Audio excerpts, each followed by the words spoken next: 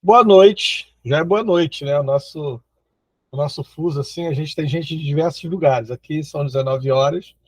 Boa noite a todas, todos e todos vocês. É um prazer imenso estarmos aqui em mais um evento de psicanálise e cinema, que é um evento em parceria com o laboratório de pesquisa da qual faço parte, que é o LegESEX, Laboratório de Educação, Gênero e Sexualidades, da Universidade Federal Rural do Rio de Janeiro. Hoje, nós temos uma convidada muito especial. Todos os convidados para esse evento são amigos muito queridos. Pessoas com quem eu já tenho o prazer de dialogar há alguns anos, de estar juntos em alguns eventos, de trocar figurinhas no WhatsApp. Então, são pessoas assim a que eu tenho muito carinho. Entre essas pessoas, está minha amiga Fabiana. Fabiana é uma amiga querida que a gente já vem dialogando já há alguns anos, né? Já passamos aí alguns cenários, né? A gente conseguiu sobreviver ao bolsonarismo, né, Fabiana? Graças às deusas, conseguimos sobreviver. A nossa amizade conseguiu sobreviver a essa loucura toda que varreu aí o Brasil, né? Essa loucura toda. Isso, a pandemia, né?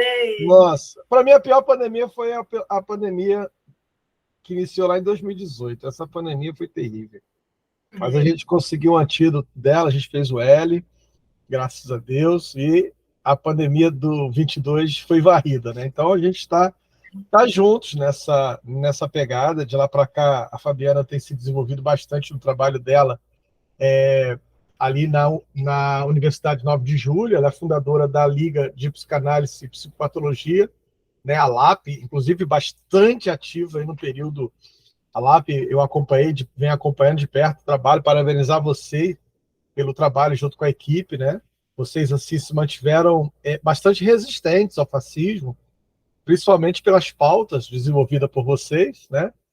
De lá para cá também eu vi assim o trabalho se desenvolvendo cada vez mais em pautas voltadas para a comunidade LGBT e para as minorias também, né? Eu achei isso muito bom, porque vocês se pontuaram no período em que a maioria estava se silenciando, né?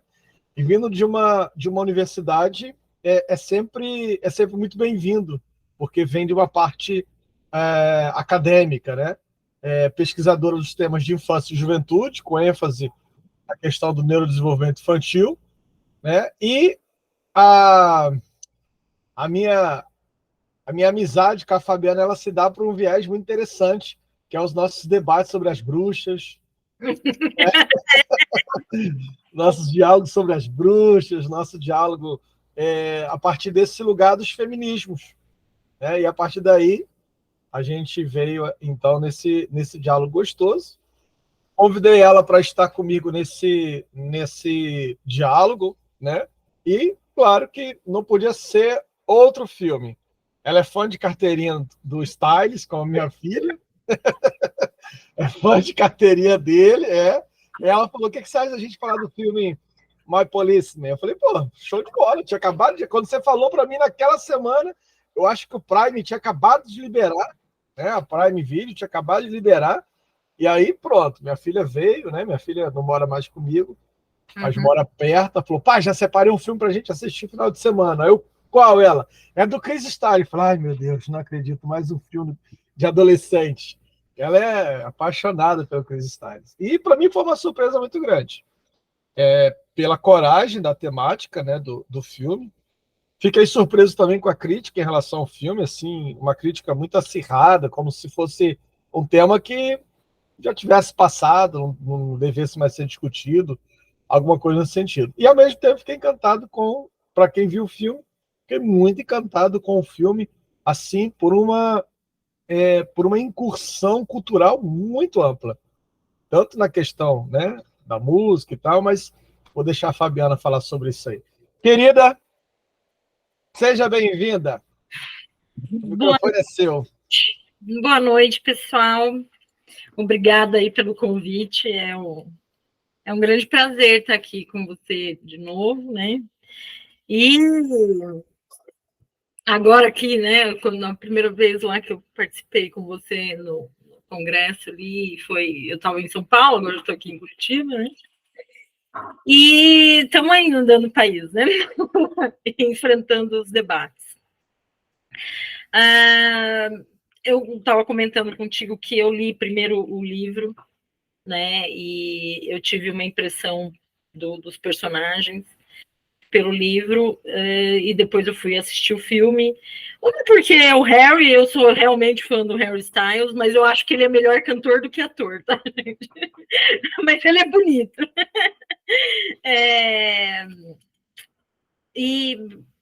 Mas o que mais me chama atenção nessa história, que eu queria pontuar para vocês, é não querendo fazer motivacional aqui, mas, cara, quando isso estourou, né?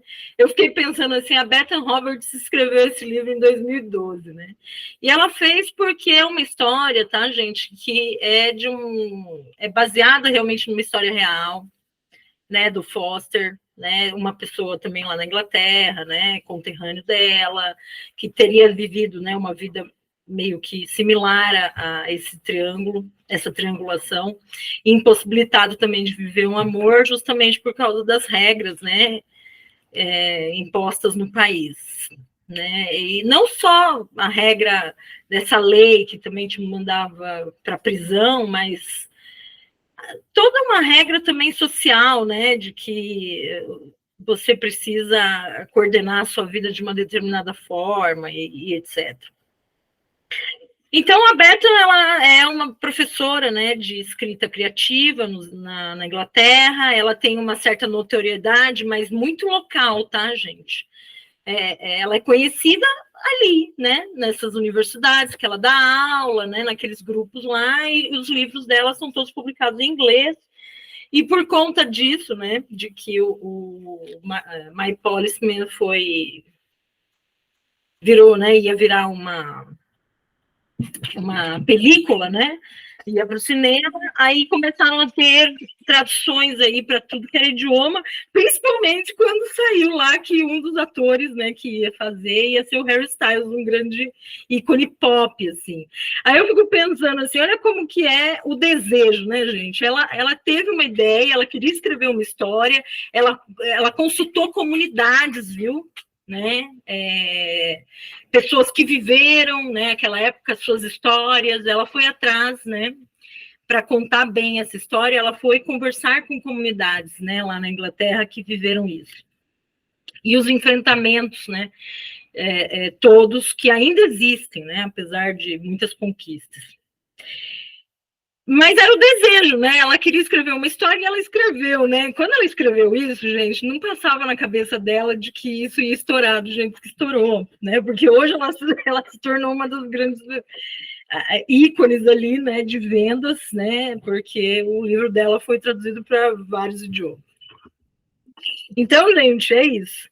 Desejo em cena, né? Você tem que colocar ele para girar, né? Tem uma coisa que você quer falar, fale, né? Quer escrever, fazer música, fazer poema, vai lá e faz. Quanto à história, né? Eu vou falar mais do que foi colocado mesmo no filme. Vai trazer ali essa história é meio que contada, né? A partir da Marion, né? E um pouco da memória também das cartas, né? Do diário do Patrick. O tom, ele aparece muito, isso está no livro e também no filme a gente vê que ele é mais narrado pelos outros do que ele apresentar uma ideia própria do que por que ele está fazendo determinadas coisas, né? Bem pouco que ele se mostra ali numa primeira pessoa. Mas, enfim, né? Esse jovem policial, ele começa a ter uma história com essa menina, que é uma professora, começa a ensinar ela a nadar, né, a ter aulas de natação, e também quer fazer uma troca com ela para que ela ensine, né, porque ele acha que ele tem uma pobreza, assim, né, de leitura, tal, então ele quer melhorar, né, quer se melhorar. Em contrapartida, ele também tem uma história com esse rapaz que ele trabalha no museu, né, lá de Brighton, e eles se conhecem, né, por causa de um acidente ali de uma senhora, né, e o David vai atrás dele, o David não, né, na verdade é o Patrick, o David é o ator. O Patrick vai atrás de um policial, né, para ajudar ali, e acaba conhecendo o Tom, e eles trocam ali, né, contatos, ele convida o Tom para ir para um museu, e, enfim, eles começam ali também uma amizade, né.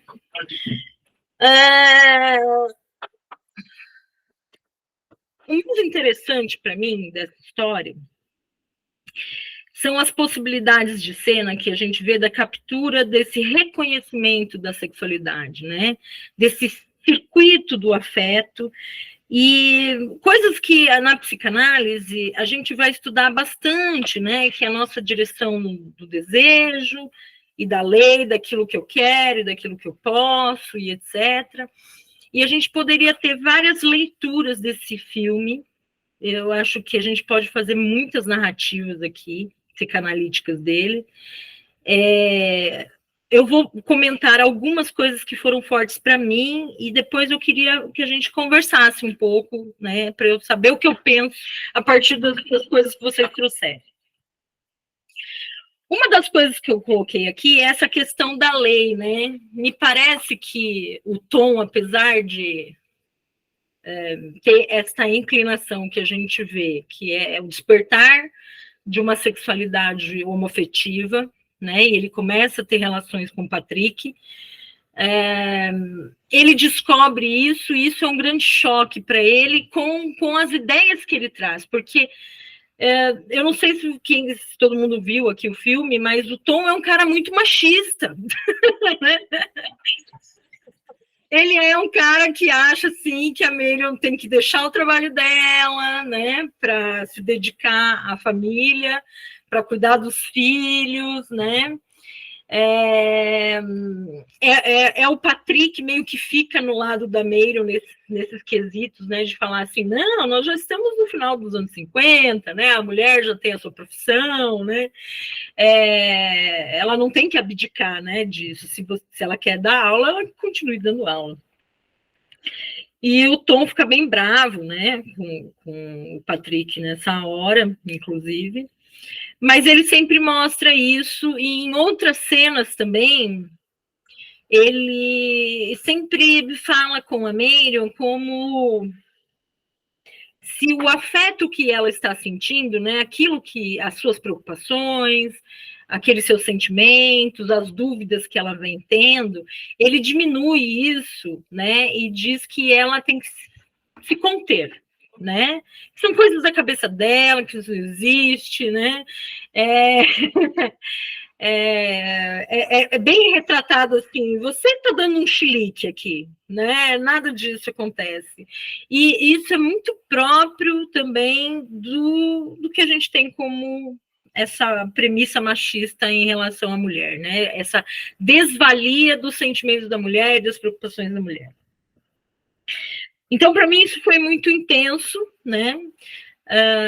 No filme. Então, mais do que só a questão da impossibilidade de ele viver um relacionamento real e público ou verdadeiro mesmo, né, com o Patrick, é também essas pressuposições que ele tem da vida. Então, ele diz que ele quer casar porque ele quer ter filhos, né? Então já se pensava assim nessa impossibilidade de ter essa relação de fato com o Patrick. E com essa diretriz, né, do pensamento mais padrão aí, né? Hoje a gente sabe que as pessoas homoafetivas, elas são pais e mães maravilhosos, eles adotam ou têm outras maneiras de se tornar, né, pais e mães. Mas é óbvio que a gente está falando de um filme, né, que retrata o final dos anos 50, onde a gente não tinha tudo que a gente tem hoje.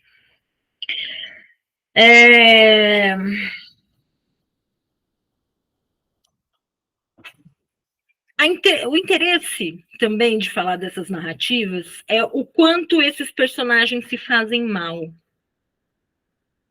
Né?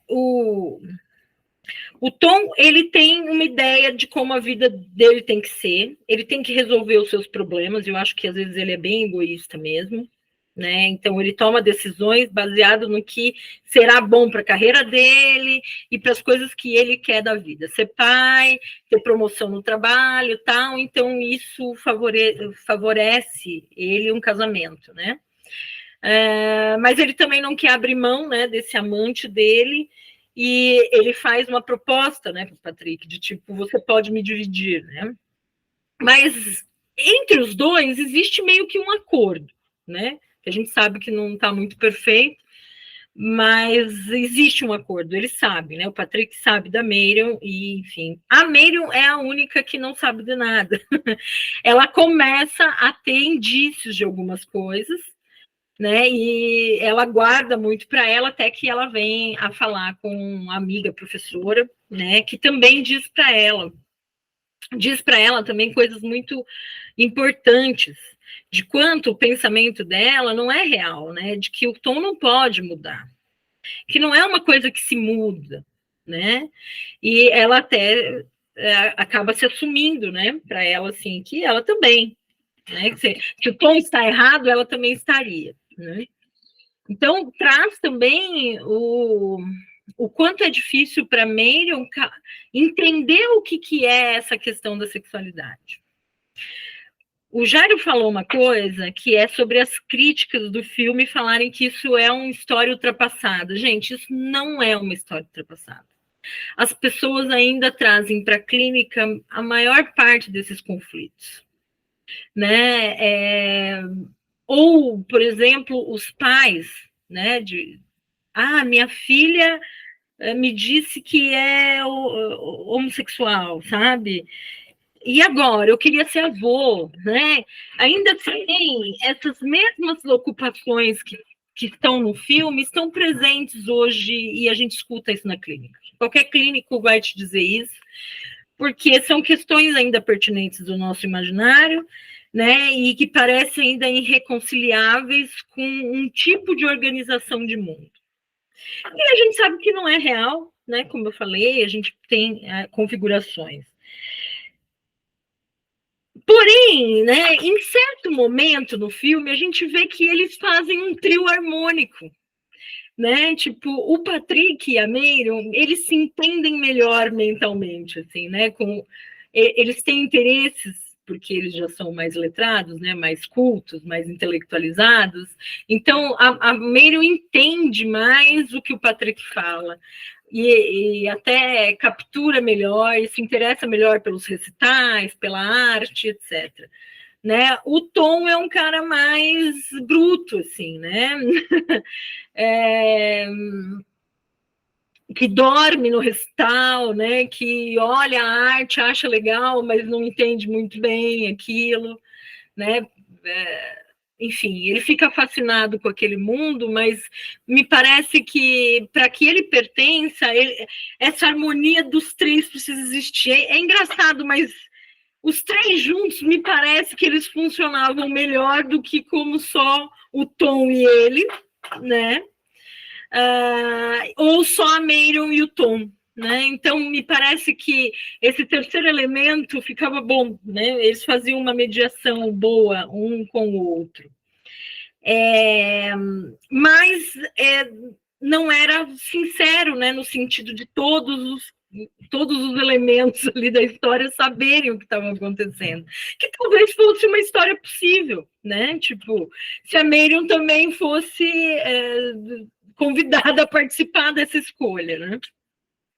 Mas como nada disso acontece, vai ser um resultado infeliz, assim, das escolhas de o Tom não contar para a Marion, porque tem medo de que ela não aceitasse, que ela o deixasse, ele precisava dela. Eu até acho que ele gosta mesmo dela, né?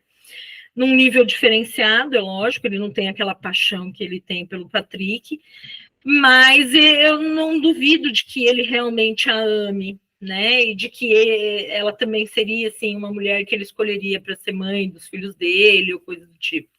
Mas ele também tem que se haver com essa sexualidade, que em algumas cenas a gente vê assim uma coisa bem bacana, que é essa descoberta de, mas isso não deveria acontecer, né? E isso daqui é errado, né? Quando ele disse para o Patrick, como é que você consegue viver essa vida, né?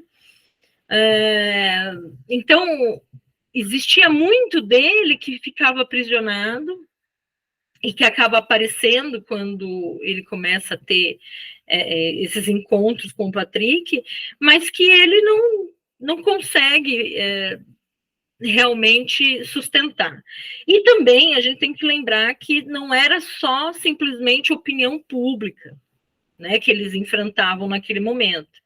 Eles realmente enfrentavam a lei. Tanto é que o Patrick é preso. E o Patrick é preso por uma ação da Marion, né? Quando eles vão viajar, ela se sente extremamente traída, ela já sabe o que está acontecendo, apesar de ficar tentando duvidar, me parece que ela tenta, né, fazer com que aquilo não seja real, mas ela já não consegue mais esconder.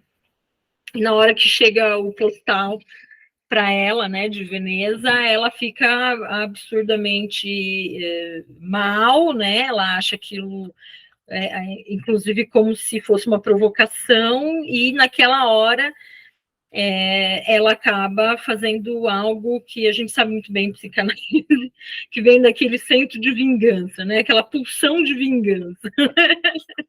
Então, ela vai lá e conta, né? Anonimamente, ela manda uma carta lá para o diretor do museu e denuncia o Patrick é levado até as autoridades e ele acaba cumprindo 2 anos de pena, né, no presídio.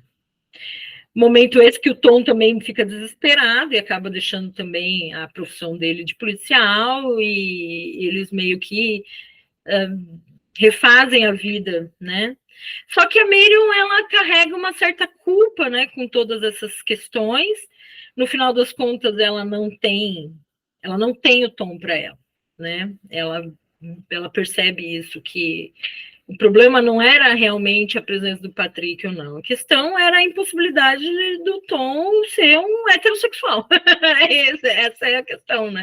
E realmente poder dirigir o desejo dele, né, de homem, para ela.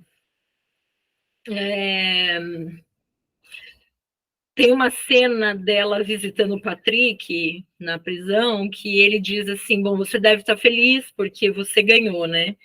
E ela, acho que a mensagem mais verdadeira que ela diz, né, nesse filme, acho que do filme inteiro, é essa captura dessa cena, onde ela diz, não, aqui ninguém, não teve nenhum ganhador. E, de fato, né, ninguém sai ganhando nessa história, porque ela perdeu ao ser enganada, ela fez eles perderem também ao contar, né, para o diretor. Todos eles acabam direcionando os seus afetos um ao outro, justamente, né, pela impossibilidade de eles poderem fazer uma configuração que fosse benéfica, né, à existência dos três, e partindo do pressuposto de que eles estavam fazendo a coisa certa, né, o que era legal, o que as autoridades, né, achavam que era a vida normal, né. E tudo isso faz com que eles sejam muito ruins uns com os outros. E o filme começa sendo narrado pela versão já mais velha, né? O Patrick já numa situação de acamado, né? Que é retirado de uma instituição e passa a morar lá com os dois. O Tom e a Marion também, né? Já velhos. E me parece que essa reunião dos três era necessário uma para Marion poder fazer o ponto dela, né, de seguir a vida dela, reunir os dois, porque acho que ela se sentia muito culpada por ela ter afastado eles, mas ela também meio que se liberta, né, quando ela diz, bom, eu não quero mais, né, eu não posso mais sustentar isso, né, e eu vou deixar na sua mão, e colocar o Tom também para se posicionar, porque ele meio que foge, né? Quando é jovem, ele foge daquela situação, e a Marion acolhe ele e eles vão viver a vida deles, mas ele abandona o Patrick, né? E na velhice, ele também não quer saber nada do Patrick, né? Ele sofre lá em silêncio, mas ele não quer se haver com aquele passado. Então, com a saída da Marion, eles se reúnem. Eu acho a cena final muito forte e necessária, assim, né? Me parece que todos eles precisavam de um final, né? Um ponto, um encerramento nas suas histórias.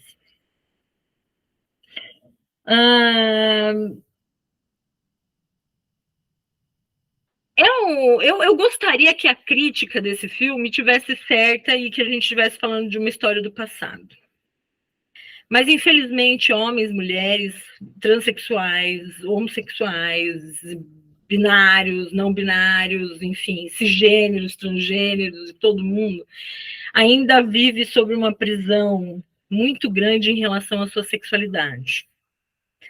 Uns mais do que os outros, né? Porque a gente acha que no mundo heterossexual, que seria o heteronormativo, todo mundo está muito feliz, contente e alegre com a sua sexualidade, mas não é verdade. Mas o quanto essa posição social nos afeta num nível onde a gente não consegue, de fato, olhar um outro.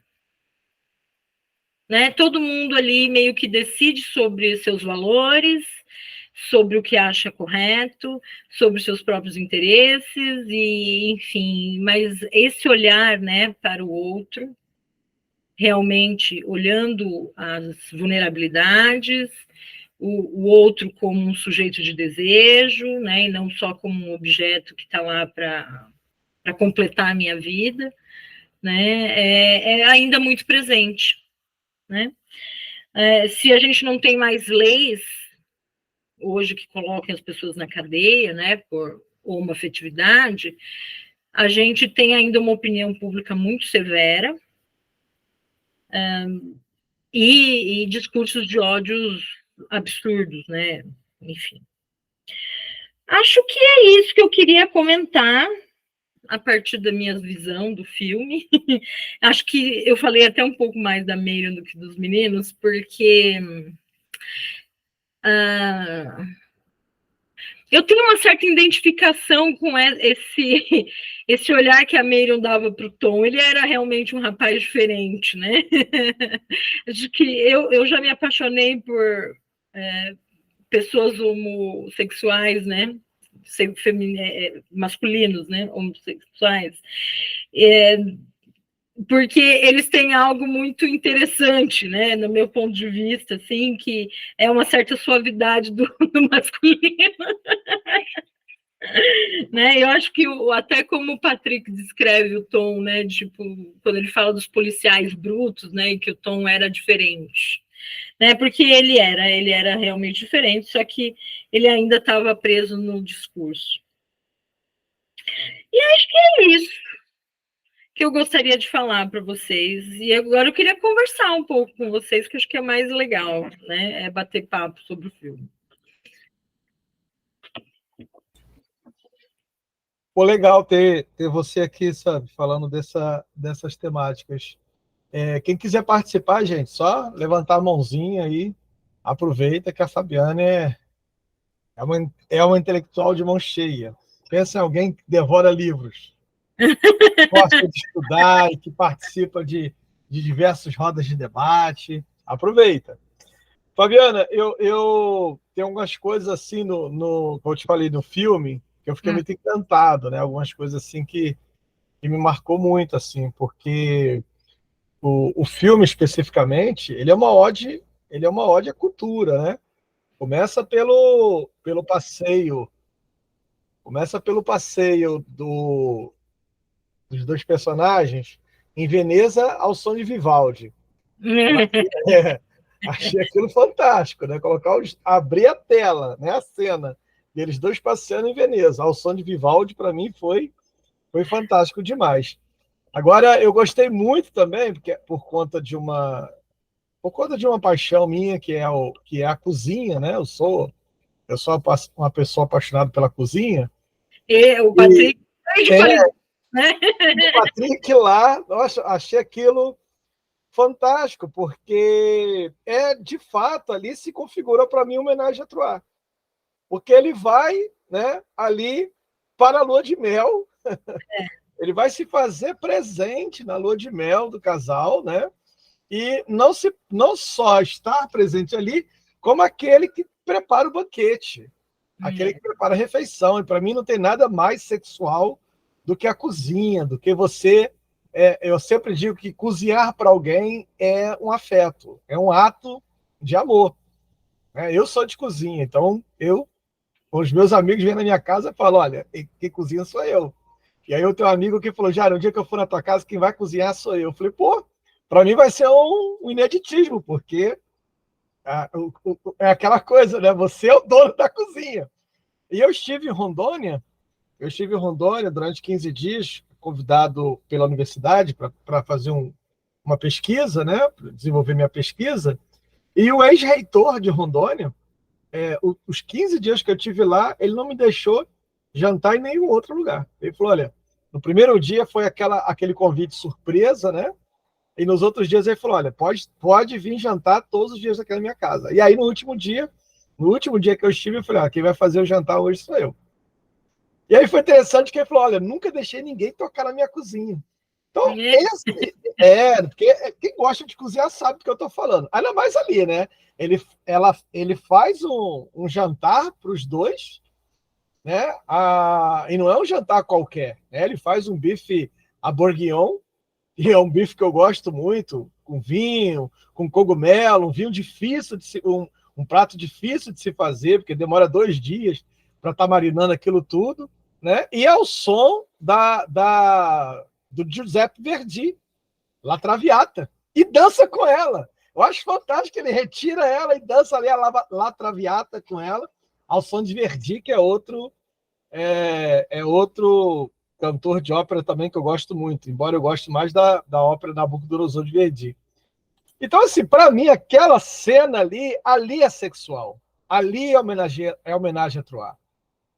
Entende? Por isso que eu entendi quando você falou que os três juntos, o casal são os três. Mas tem várias cenas onde eles estão os três juntos e você vê uma certa leveza nas relações, né? Porque, existe uma pegada forte do Tom com o Patrick sexual, mas é isso, né? Não, tirando alguns momentos ali dele na praia, onde a gente já vê uma reticência do Tom também, e em Veneza, que acho que eles se sentem longe de casa, né? As outras coisas me parece que eles ficam nesse nível muito sexual, não que isso seja um problema, mas a possibilidade de se viver, porque a gente não vai ficar fazendo sexo 24 horas, né, com o nosso parceiro, aí que tá, né, a fluência do casal ou da relação, né, ela precisa ter em vários âmbitos. E com os três juntos me dava essa leveza, porque parece que as partes difíceis uma do outro, sabe, com os três ali a coisa vai melhor, né? Um meio que. Eu tive essa impressão também, que quando os três estão juntos, você tem essa leveza. A Cristiane, ela levantou a mão e depois a Wilza Mazur também. Então, primeiro vamos ouvir a Cristiane. Pode falar, Cristiane. Cristiane, está sem áudio, tem que abrir o microfone.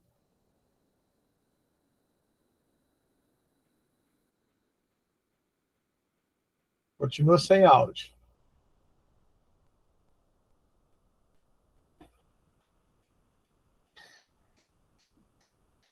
Cristiane, está sem áudio. Eu não sei o que você ia falar, não deu para a gente te ouvir, está sem áudio. Enquanto a Cristiane tenta colocar o áudio. A Ilza? Isso. Ou escreve, Cris. Aí Ou escreve, Cris, escreve. Ô, Ilza, você quer falar? Pode falar, querida. Que aí a Cristiane está escrevendo. Oi, boa noite, tudo bom Boa aí? noite. Fabiano, um prazer. Jairo Carioca já conheço. Uhum. Sou muito fã dele, nossa. Obrigado. Adoro ele. Fabiana, você não acha que foi... Assim, eu concordo com o Jairo na estética do filme, que é um filme belíssimo mesmo. O cenário maravilhoso da década, né, de 50 e tal. Mas você não acha que foi uma tremenda de uma... Foi barra pesada para aquela mulher que a gente sempre lida com esse patriarcado, né, da sociedade, e ainda mais ter que estar no meio de um interesse sexual de dois homens que ela não concordava, porque não perguntaram a ela se ela concordava. Ela só era apaixonada pelos dois. Então, e quando você diz que hoje é mais complicado não, também é complicado, não tanto, sabe? Não tanto. A gente teve uma evolução, ainda que não muito expressiva, mas a gente teve sim. Você sabe que eu passei por isso? É. Eu sou produto disso. Que Só coisa. que, assim, o meu, Identificação, Ilza. o meu ex-marido, ele se apaixonou por um homem. Só que, assim, eu tomei ciência disso e eu pude optar. É. Naquela época não era tão aberto e ela não teve. Talvez até ela não chegasse ao extremo de ter que denunciar ele e tal, se ela tivesse sido convocada para esse amor.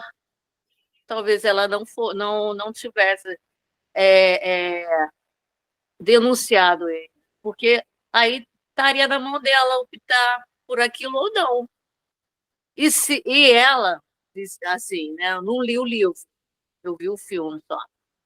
Mas parecia que ela, de fato, ela era apaixonada pelos dois. Havia uma emoção muito grande quando ela falava deles.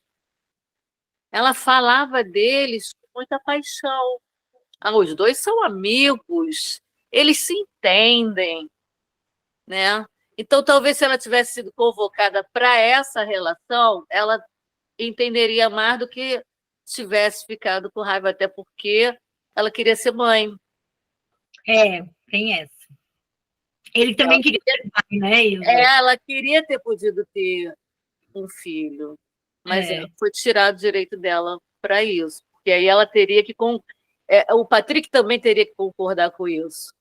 Então, mas eu Só acho que ele que realmente foi um problema, assim, não me parece que houve um problema de ele não querer nem nada, porque o Tom diz que ele também quer ser pai, né?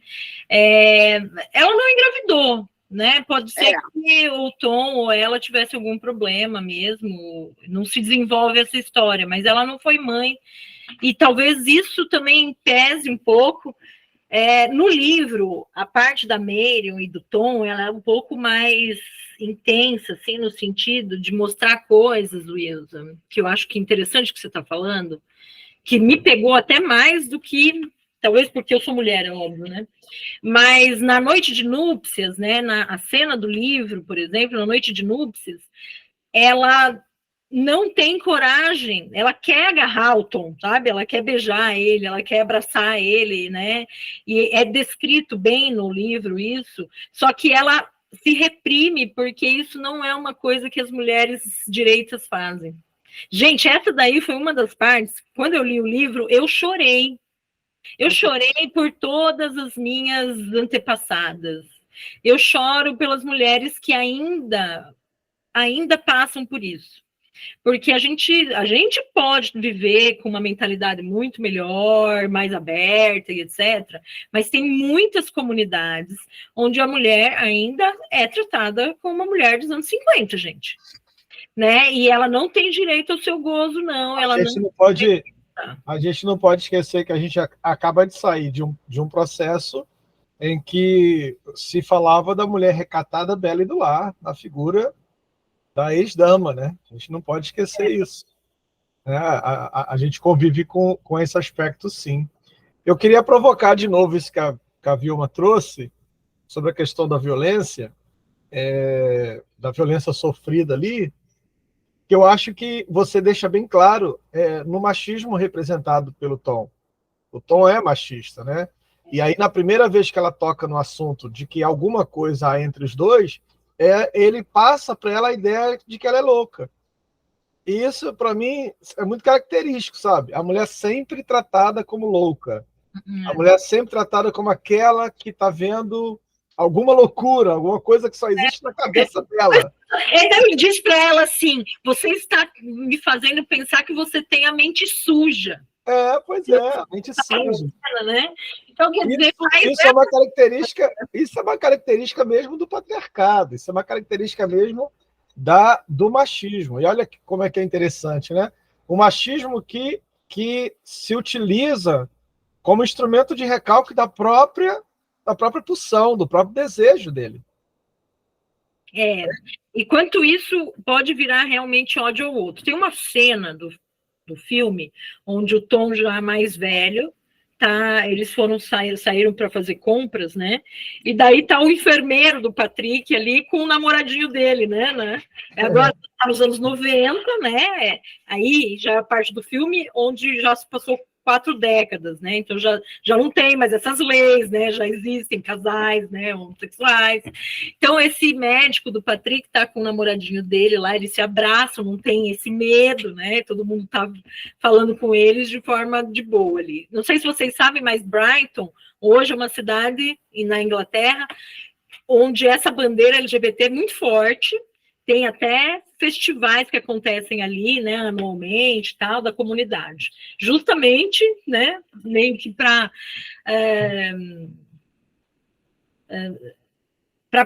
realmente para transformar isso que foi o passado deles muito severo, né, histórias horrorosas que aconteceram ali.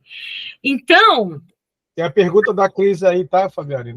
Sim, eu vou responder. E daí... nessa cena, o Tom olha lá e ele começa a ficar mal. Ele não gosta da cena, né? Ele se ressente com a cena, depois ele chora no carro, ele vai embora, não quer ver, né? Porque ali está retratado 2 homens que aceitam o seu amor, né? Uma coisa que ele não conseguiu fazer. Então, existe uma rejeição da cena pelo Tom. Né? Justamente por causa da marca da história dele. É isso que eu quero que vocês também vejam, que dessa rejeição também parte muito da homofobia, gente. Né? A homofobia, o ódio ao homossexualismo e etc., parte desse lugar. Né? O Tom viveu, mas tem gente que não vive, né? Não vive e tem um comportamento que a gente conhece bem na psicanálise, que é a tal da formação reativa. Então, eu passo a exercer uma bandeira de autoafirmação de heterossexualidade, né, da família, da coisa, da igreja, de Deus, não sei o quê, do natural, né, e etc., quando, na verdade, isso encobre, né, a minha própria homoafetividade. Né? Que eu tenho medo, a real é essa, eu tenho medo, eu rejeito, né? Eu não consigo enfrentar. O Tom só vai chorar no carro, né? Ele rejeita ali aquela cena e vai para o carro, né? Ele não quer ver, não quer saber disso, né? Mas outras pessoas podem se tornar agressivas. Eu acho que essa daí é uma cena boa para a gente ver que muitas coisas podem sair dessas rejeições. A gente não se aceitar, olha só que importante que eu acho que é falar de filmes como esse, ou de narrativas como essa. A nossa não aceitação de si mesmo faz com que a gente se torne pessoas ruins. Porque todo mundo lá queria fazer a coisa certa, né? O Freud não diz assim, nós seríamos ótimos se a gente não quisesse ser tão bom, né? Então, você vê assim, a não aceitação de si, o não reconhecimento das suas questões. Quando o Patrick responde para o Tom, né, como ele pode viver, ele fala, a gente vai vivendo como pode. Né? A única coisa que ele rejeitou foi realmente ter um casamento com uma mulher, porque quando o Tom fala para ele que ele vai casar, ele diz assim, mas você não se preocupa com ela? Olha só o que o Patrick diz. com o desejo dela, né? Com as coisas dela, né? Porque olha o que você está fazendo com o outro. Então, eu acho que o Patrick é um pouco mais fiel a si, né? Apesar de ter que também se submeter às leis, ele opta por viver sozinho e não ter um casamento, por exemplo, arranjado, sabendo que ele não ia conseguir, de fato, respeitar essa outra pessoa no que ela precisa, né? No receber esse amor, né, e a direção do desejo do seu companheiro. Enfim, então o Tom não tem. Eu realmente não gosto muito do personagem do Tom. Eu acho que é um filme sobre traição, né, Fabiana? Porque o Tom tá traindo o tempo todo. Exato! Ele trai todo mundo, né? Ele trai o Patrick, Ele trai ele. E ele trai a si mesmo, exato, exatamente. Eu vi, assim, o Tom é um personagem que foi muito covarde, que se a Marion não pega e sai da cena e fala, mas agora tu vai ter que encarar isso aqui, deixa ele lá com o Patrick, provavelmente sozinho ele não faria, por si só. Né? Ele não faz no livro e não faria no filme. É o sujeito que traz o sentimento, traz os afetos dele o tempo todo. E aí, a partir desse lugar, é que vê o mundo, né? Ele sempre vê o mundo com desconfiança. Eu acho que são dois marcadores assim muito fortes no filme. É a questão da traição e a questão desse tempo que se perde, desse tempo que escoa o tempo, né? O tempo todo. O filme é sobre isso, é sobre o tempo perdido. Acho que o Chris Styles, numa entrevista, chega a falar sobre isso, né? Que o filme é sobre o tempo que se perdeu. O Harry fala mesmo sobre isso. O tempo se perdeu, então tem essa coisa. Agora, Fabiano, eu queria te provocar um pouquinho mais, porque isso faz parte das suas pesquisas. Uhum. Se tem como a gente falar de descolonização dos afetos a partir desse filme? Descolonização dos afetos? Trabalhar um pouco dessa temática da descolonização, a partir, claro, trazendo uma intersecção com a temática LGBT, a partir de algumas perguntas, como, por exemplo, você tem ali uma imposição, a monogamia. Sim. Você tem outra imposição ali, que é a questão hétero. A heteronormatividade. Você tem normativas ali que pautam a vida das pessoas, né? E não pergunta nada sobre os afetos dessas pessoas. E, ao mesmo tempo, que fica ali algumas perguntas. Por exemplo, é possível amar mais de uma pessoa ao mesmo tempo? Sim, então... É isso que eu queria dialogar com você. Eu acho assim que a nossa sociedade, ela se constrói sobre narrativas imaginárias, né, de como o mundo tinha que ser, como se a gente tivesse um caderninho, né, e tudo vai acontecer dessa forma para todo mundo, e a real é que ninguém consegue encontrar isso na verdade. Falam que essa tal de normalidade eles inventaram para fazer todo mundo se sentir mal, né, e se ganha muito dinheiro com isso, com o nosso sofrimento. Mas, assim, a gente meio que é estrutural o pensamento de que as coisas têm que acontecer de determinada maneira, né? De que em algum momento eu vou me sentir atraído por um homem, por uma mulher, e isso está dado no meu corpo, né? Então, quer dizer, se eu nasci com uma genitália feminina, a direção do meu afeto vai ser para um corpo masculino. Né? Não é para qualquer um, é para alma gêmea. E daí tem a ideia de alma gêmea também, nossa, uma loucura, né?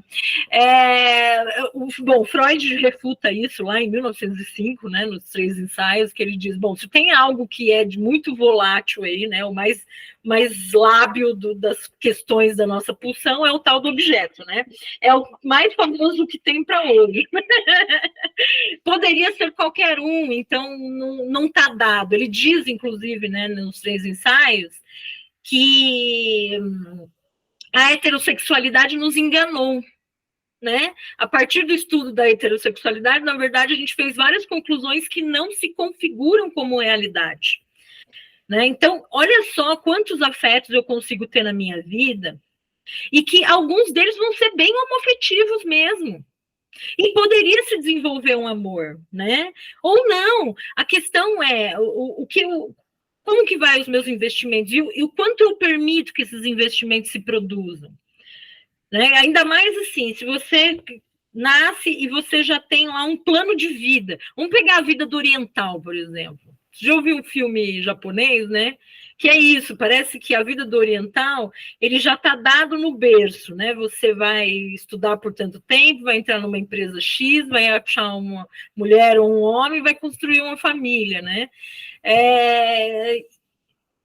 isso não é muito diferente daqui do Ocidente, mas eu acho que lá a coisa é um pouco mais pesada, né? Porque tem a história do clã ainda, né? Tem um totemismo ainda muito mais forte no Oriente.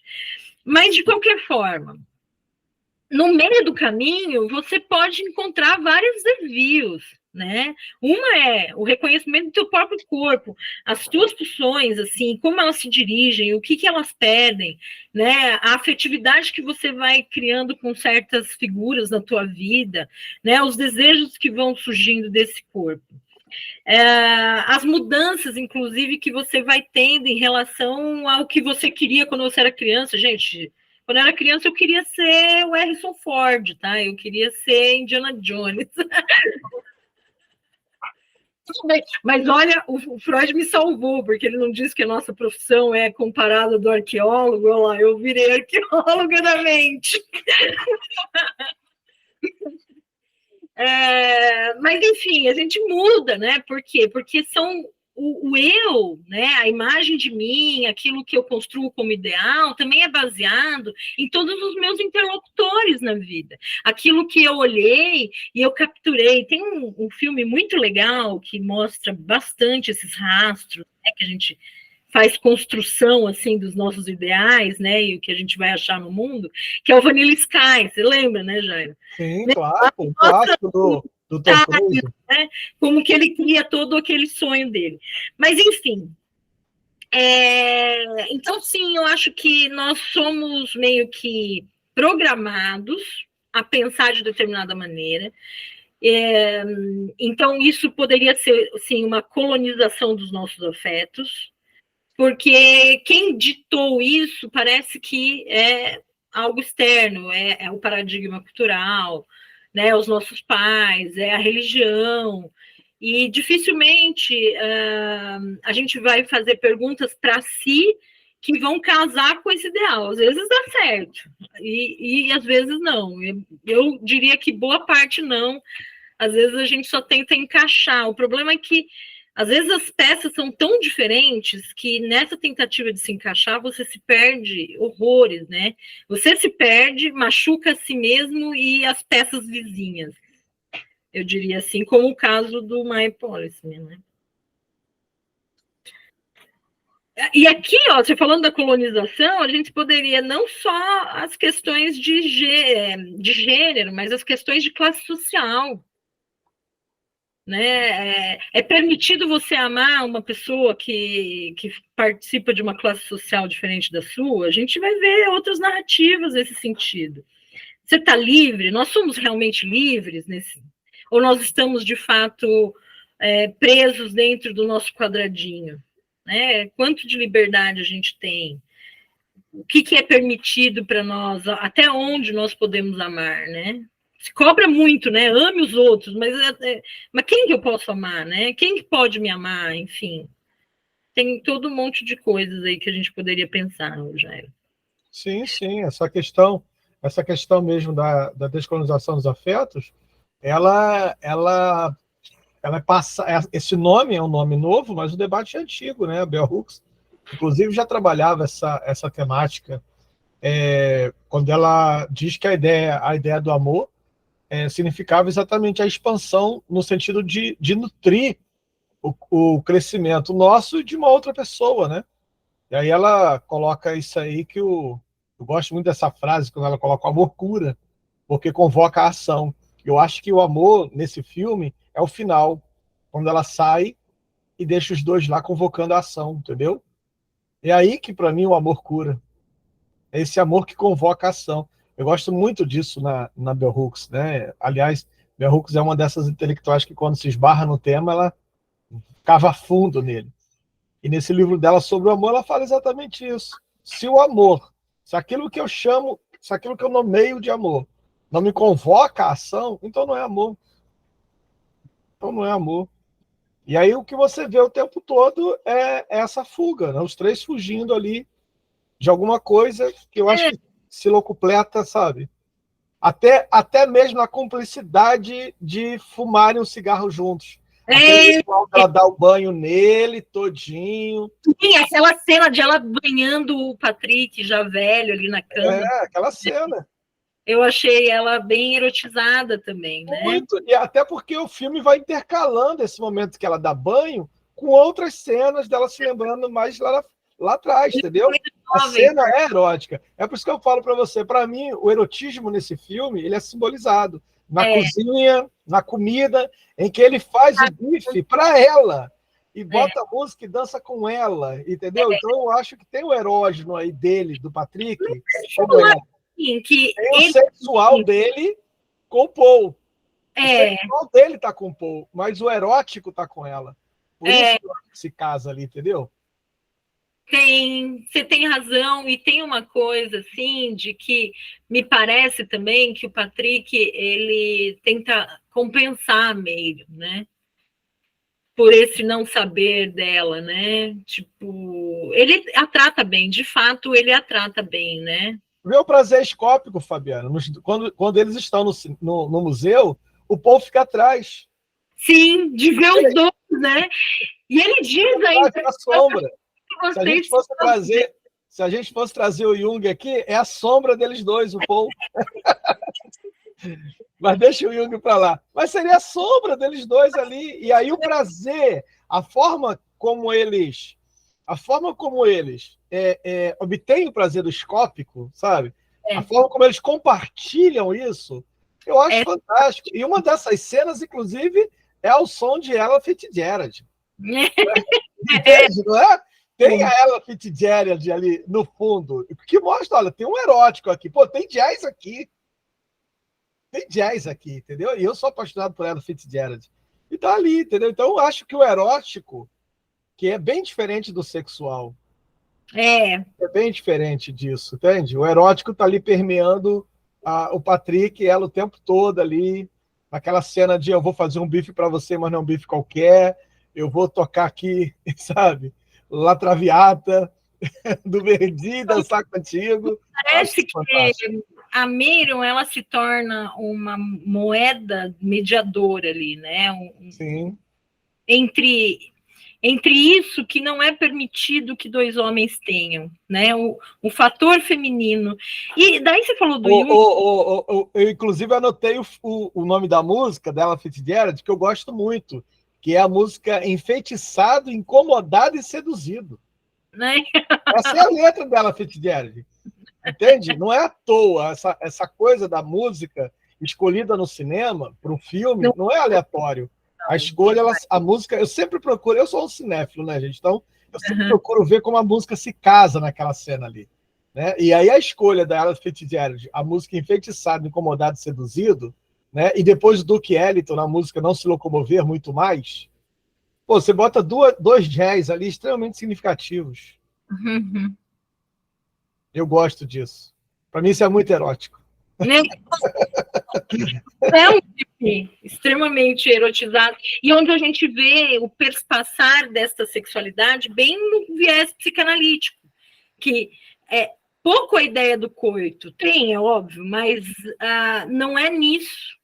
Né? Existe vários afetos envolvidos. Ô, Vânia, eu queria ouvir você também, Vânia, o pessoal que está saindo. Eu queria ouvir vocês mais um pouquinho, participar do debate. Vânia também tem um debate muito bom, tem um discurso muito bom. E não esqueçam de assinar o formulário, tá? Da presença, para poder gerar certificação. A Cris colocou aqui, ó, acredito se uma provocação sim, mas do tom, aquele postal. Aquele mexeu muito com a Meire. Nossa, muito. O sonho dela. Ela tinha o sonho de ir para Veneza, né? E foi bem, nossa, né? Tom foi muito cruel. Então, eu vou te falar, eles amenizaram muito, porque no livro o tom é mais cruel ainda. Eu acho que fizeram isso por conta do ator. Do Harry, né? Porque o Harry é muito Shiny People. O Harry tem aquela... A frase dele lá, da música dele, é treat people with kindness, né? Trate as pessoas com gentileza e tal. E daí, pior, que ele foi fazer o Tom e foi fazer o Jack também no outro filme, né? Aquele lá não gostei muito, não. Mas ele também, né, seria um vilãozão, né? E eu falei, gente, não, o Harry tem uma hora assim mais de paz. Ele tem que se desconstruir muito. para poder fazer um papel desse. É verdade.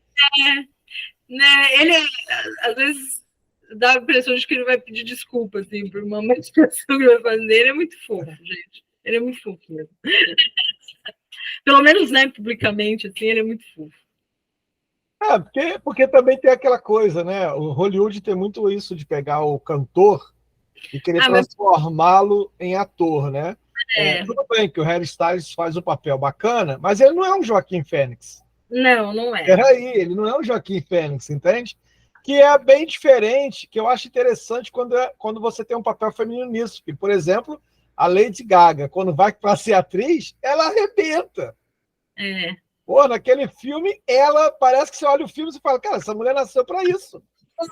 Tem gente que faz, que nem o Elvis. O Elvis também não se deu bem no cinema. O negócio dele era cantar, né? E rebolar a cintura, né? Por isso que os únicos filmes que dava certo para ele é aqueles que ele cantava e dançava, né? Então. Pois é, eu acho que tem isso também, deu uma forçada.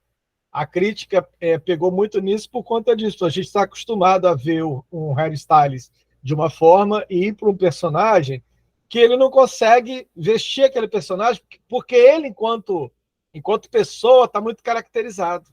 Tá, ele é muito. Ele é muito caracterizado mesmo, né? Já se tem assim uma ideia de quem que ele é ou do que esperar, né, do Harry. Mas isso também fez muita gente ler o livro e ver o filme, viu? Sim. Eu já gostei muito do ator que fez o Patrick. Gostei muito do desprendimento dele, né? Da forma como ele se absorve da cultura, o olhar abstrato, quando ele está olhando a obra de arte. Eu já achei que ele vestiu bem. O Alderon quer participar, querido? Pode falar. Também, né? A Emma Corrin também, ela fez ela faz a Diana, né? Também ali na Princesa Lady Di, né? Lá naquele seriado lá, que esqueci agora o nome. É um seriado que fala sobre a coroa inglesa, né? Ela é muito boa, viu? Eu já vi alguns filmes dela, eu acho ela bem intensa, assim, nas coisas. E eu achei ela bem parecida com a Mary mesmo do livro, né?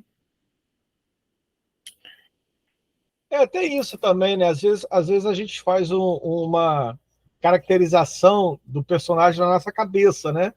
E aí, às vezes, esse personagem não se encaixa com aquilo que a gente vê no cinema, né? Tem isso também. Outra coisa que eu queria chamar a atenção é a citação que ele faz, que o Patrick faz, do Anne Karenina de Tolstói. Sim. Acho que não pode passar despercebido, porque Anne Karenina é uma história de amor trágico. Exato. E ela diz ainda, né? Porque toda história de amor é trágica, né? E ela diz assim, eu espero que nem todas, né? Porque pensando nela e no Tom, né? Coitada. Eu acho interessante falar isso, da questão do trágico, né? Porque a ideia, por exemplo, eu sou apaixonado pelo livro Anne Karenina de Tolstói. É engraçado que a primeira vez que eu li o livro Tolstói, eu li porque ele era um livro grosso. Eu morro de rir hoje por conta disso. Que eu li, eu tinha 12, 13 anos. O pessoal, por que você está lendo esse livro? Porque ele é grosso. Porque ele é um livro grandão. E a história foi me arrebatando, né? E eu tive essa fase de ler livros assim, né? Depois eu peguei Thomas Mann, A Montanha Mágica, que era uma bíblia também. Mas o Anne Karenina, quando traz essa coisa do trágico, eu fico pensando nessa ideia que a gente tem desse amor que é feliz para sempre, sabe? Uhum. Tem que ter alguma coisa trágica. Eu acho que isso combina muito com a coisa do. Não é sofrimento que eu estou dizendo, porque a gente também romantiza sofrimento. A gente acha que se tem amor tem que sofrer. E não é uma coisa, não é a outra.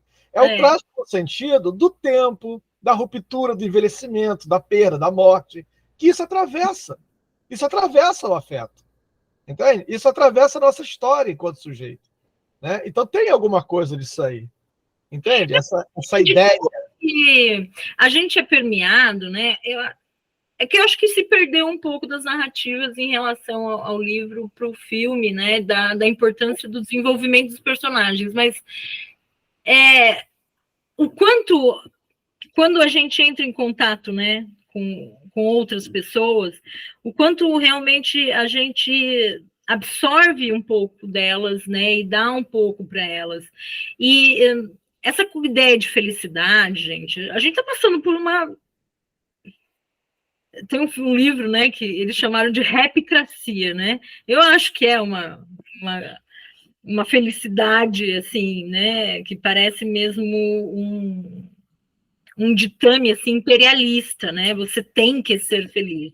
E a gente não entende que a nossa vida é feita de momentos, né?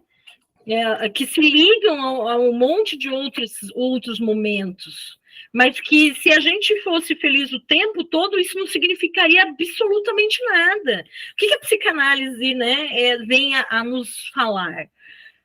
Que é exatamente na ausência que a gente marca o tempo, não é? Tem um corte a partir da percepção de uma ausência, que a gente marca um tempo onde havia uma presença anterior.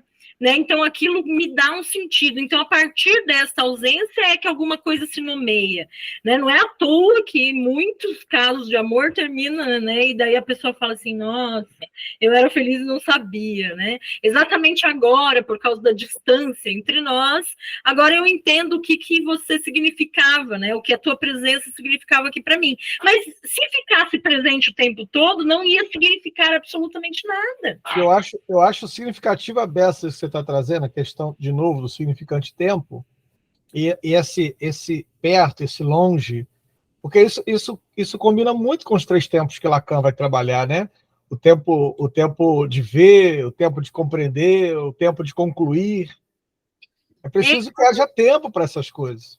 Sim, e a assimilação, né, do mundo. É preciso que a gente tenha um movimento expansivo, mas também a gente tem que ter um movimento introspectivo, porque senão tudo vai acontecendo e a gente está vivendo, né, como se a gente estivesse num trem balas, né? Onde tudo está acontecendo e cada vez a gente tem mais estímulo, mais estímulo, mais estímulo. E as pessoas estão vivendo à base de benzodiazepínico, gente. Ou não benzodiazepínico, que é o Zolpidem, né? Que é outra porcaria lá. Né? Agora a gente está vendo as pesquisas recentes que têm saído aí sobre a causação de demência a partir, né, do tempo prolongado desse tipo de medicamento. O que a gente está fazendo? Né? A gente talvez não esteja incorporando essa ideia de espaço, a gente precisa desse espaço temporal. A gente precisa, assim, de um tempo onde não há essa felicidade o tempo todo. Né? Tem que ter momentos de planície. O pessoal que faz meditação, que curte essa coisa de budismo, hinduísmo, etc., eles manjam mais dessa ideia, né? De que a gente passa muito mais tempo na planície do que no topo da montanha. Né? E se a gente ficar lá, isso daí é a ideia da mania, gente. Né? É a ideia do maníaco. Eu estou todo o tempo ali num frenesi de excitação. É um estado quase, ou daquele estado de apaixonamento continuado, né? Que a neurociência hoje chama de demência temporária, ou um entusiasmo baseado em quê? Entorpecentes. Né? Então, não é. E muito disso que se chama felicidade são momentos eufóricos, né? Exato. Eu gosto muito do poeta Manuel de Barros quando ele fala que a felicidade estava no quintal, porque o quintal dele era do tamanho do mundo. O meu quintal é do tamanho do mundo. Ô, Fabiana, a gente já vai finalizando, a gente já está com 1h15. Tá. E aí eu queria que você trouxesse as considerações finais em relação a isso que nós estamos discutindo. E se alguém tiver mais alguma coisa para acrescentar, né, eu gostaria que também trouxesse aqui. Fale agora ou ficarem para sempre. Porque, se deixar eu vou falar, porque eu realmente eu tenho muitas considerações, porque, como eu falei, eu gostei, né, eu gostei muito desse entremeado de cultura, né, a culinária, a obra de arte, a tela, a invocação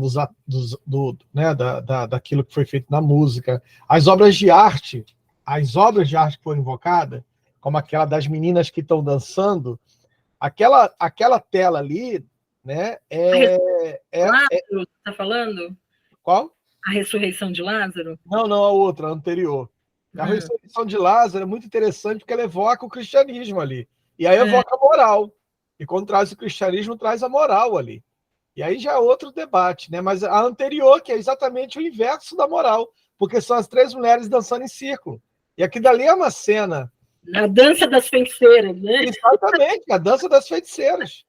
Então, eu achei fantástico ele sair da dança das feiticeiras e cair na ressurreição de Lázaro. 2 temas assim, bem distantes. Pois é. Bom, eu acho que eu falei bastante e eu escolhi esse filme não só por causa do Harry, é óbvio, mas por causa da narrativa. Eu não tenho opinião mesma dos críticos aí. Não sou uma crítica de cinema também, né? Eu falei o quanto aquilo me emocionou em relação a puxar temas assim tão importantes que o amor, gente, poder ser feliz com alguém, né? Poder ser feliz consigo mesmo, né? Aceitar quem se é, poder falar sobre si, poder assumir, né? Quem você é, o que você ama, é uma coisa tão difícil, né? Parece que a gente está sempre entre a cruz e a espada, né? Porém, eu tenho para mim, assim, de que a questão de a gente ter que viver no social não necessariamente tem que anular a tua condição de indivíduo, né? Ainda mais nessas coisas tão peculiares que é de dentro da tua casa, é de dentro do teu quarto, né? Com quem você compartilha a vida, não muda a pessoa, o profissional, ou o que você pode fazer de bem para essa sociedade. Ou até as muitas narrativas, olha só, né? Como a gente falou aqui, talvez se eles pudessem ser um trisal, né? Eles talvez tivessem sido felizes, né? Se eles pudessem romper essa questão e poder viver bem um com o outro, querer bem um para o outro, né? Talvez nada disso, assim, essas dores que eles causaram, né, um para o outro, não precisavam existir, né? Então, acho que isso ainda é importante, porque a gente está avançando, mas a passos de formiga, né? Para que essa construção, né, do meu eu ali como indivíduo, como pessoa dotada de interesses particulares e que pode, né, de fato, escolher com quem quer dormir ou com quem quer amar, né, enfim, ela está sendo construída, mas as narrativas de individualidade também construíram outra noção que daí se perdeu, né, dessa conquista de si para uma conquista de um individualismo cruel, onde também nada mais importa, né? Então, olha só como que a gente caminha num terreno que é uma areia movediça, né? Construir esse lugar dentro de si mesmo, onde você se reconhece, né? Pelo menos isso, né? O primeiro momento de você poder se reconhecer, reconhecer os seus afetos e ainda comungar com um coletivo onde você pode cuidar do outro. Né? Eu acho que se a gente puder cuidar uns dos outros, né, respeitando o próprio movimento afetivo, talvez a gente conseguisse construir uma sociedade melhor. Mas eu também sou assim cética no ponto de que um dia a gente vai ter uma narrativa única ou coisa do tipo. Sempre vai haver os contrários e a gente vai ter que lidar com isso, né? Mas é isso. Minhas considerações finais aqui. Eu fiquei feliz de estar aqui com vocês hoje. Bom, obrigado pela presença de cada um e cada uma de vocês. Quem não preencheu o formulário, vou disponibilizar de novo aqui, tá? Para vocês preencherem. Não esqueçam de preencher, porque é para gerar o certificado de vocês. Muito obrigado pela sua companhia, viu, Fabiana? É sempre um prazer dividir esses espaços, esses momentos com você. Eu sei que a sua agenda é apertada dessa. Nem sabia que você estava no Sul. Você está em... Pois é, em Curitiba. Curitiba. Eu vou estar em Londrina.